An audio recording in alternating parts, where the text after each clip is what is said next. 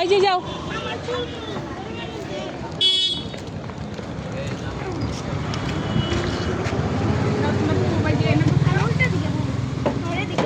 হ্যাঁ তোমরা এই পাশে বসো।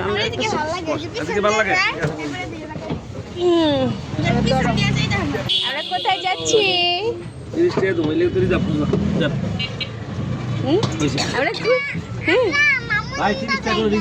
মামুনি বাসায় যা।